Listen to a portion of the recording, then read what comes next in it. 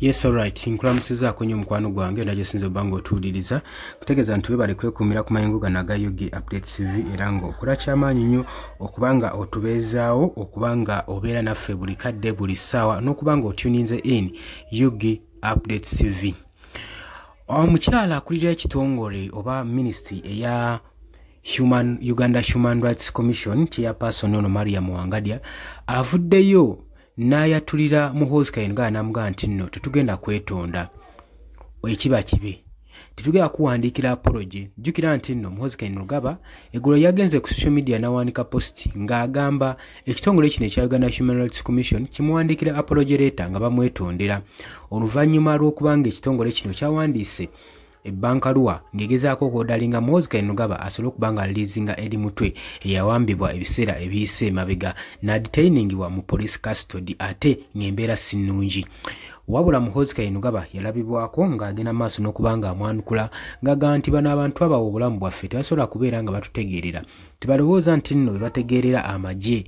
Ani yabawa obuyinza okutegeerera amagye? Era n'amugamba nti nno lekeraawo okunsindikira orders eziri stupid ez'ekitumbaavu. Wotyo Muhoozi Kayingo we yagenda maaso n'okubanga addamu ekitongole kino ekya Uganda Human Rights Commission. Wabula Maria Muwangadya chairperson waakyo mu kaseera kano avuddeyo n'agamba tetugenda kubanga tutiitira, togenda tutiisatiisa, ate era teri kye mugenda tukola kubanga ffe mulimu gwaffe ng'ekitongole kino ekya Uganda Human Rights Commission okulwanirira bannayuganda n'eddembe lyabwe. Tetusobola kusirika nga tulaba eddembe ly'omunnansi ligenda mu maaso n'okuvumirizibwa n'okukyoboolebwa. Era agenze maaso n'okulabula n'agamba kobe office owa government, kobe mukuru mu government, kobe mukuru mu magye, kyonna kyonna ekitiibwa ky'olimu kasita obeera ng'otuuse ku ssa eri kyobola eddembe ly'obuntu ku muntu yenna yenna, tujja kuvaayo era tujja kukangavula. Tetugenda kubanga tutya, tetugenda kubanga tutiisibwatiisibwa. Gwe mukwano gwange ali eyampuliriza newankubadde Muhoozi akyogera lunwa ng'agamba nti n'ekitongole kino ekya Uganda Human Rights Commission kigezeeko okubanga kimuwandiikira ebbankaluwa kubanga ye ali above the law. Gwe mukwano gwange ali eyampuliriza. Kakati Maria Muwangadya avuddeyo n'agamba tewali apology tujja kuwandiikira ate era tewali nangeri kijogenda tutiisaamu, era nga bagamba tebagenda genda maaso na kwesiggaliza kukola mirimu gyabwe kubanga mulimu gwabwe nga bo ab'ekitongole kino ekya Uganda Human Rights Commission okulanga balwanirira buli ddembe lya buli muntu.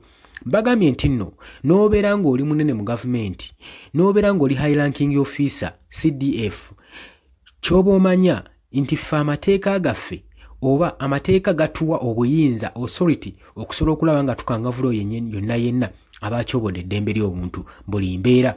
Abulayi Maria Muwangadya abadde agamba nti ekyokukwata eri mutwe kyali kikyamu naddala nga engeri gye yali amukutemu yali emenya mateeka ate n'essaawa zino okubanga ali detained mu custody za poliisi bagamba nti bimenyera ddala amateeka era nga yali asaba agezeeko okubanga amulirizinga. Agamba Maria Muwangadya agamba ng'ekitongole kyaffe ekya Uganda Human Rights Commission tuli independent, kyetwala era tetukolera muntu yenna yenna, era n'olw'ensonga eyo ffe tuyimirirawo ku ebyo bye tusaanidde okukola era bye tuteekeddwa okukola era tugenda sigala nga tuyimiriddewo okulwanira eddembe ly'omunnansi. Naye jjukira nagambye bino byonna Maria Muwangadya abyogera olwa external pressure eva wabweru eri eva mu foreign countries abagenda mu maaso n'okuteeka ku gavumenti ya Uganda akazito nti baveeyo balirizinge Edi Mutwe ng'obudde bukyatemya. Wabula njagala okujjukiza nga Edi Mutwe akyabanjibwa kyokka ate walabiddwako omulala omuwagizi w'ekibiina kino ekya National Unity Platform eyawambiddwa n'owa Mutwe era yawambiddwa mu maka gwe, era live tugibateereddeko ku makyawo nga President Robert Kyagulanyi Ssentamu agezaako okuba nga addressinga eggwanga ku biki ebyatuuseewo ku bikolwa ebigenda mu maaso, naye kennyini n'okwekubira omulanga nti obulamu bwe buli mu matigga tebuli mu mbeera nnungi era yeeraliikidde olw'ensonga Muhoozi buli kadde amutiisatiisa okumuwamba.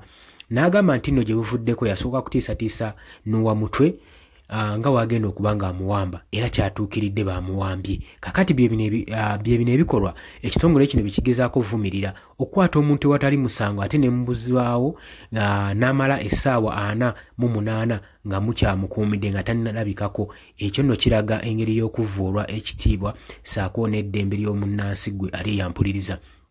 oli ku Yugi Updates TV gwasinzira gwali atuuliza gwe mukwano gwange abula gwagala tweyungako nyongera okutegeeza kiri wansi waliwo ekigambo subscribe okikoneko obeerenga otweyungako mbagaliza olunaku olulungi naye osobola okujja mu comment section n'oteekayo endowooza yo okusinziira ku mbeera nga woogiraba bwegenda mu maaso mu ggwanga mbagala nnyo mwiraba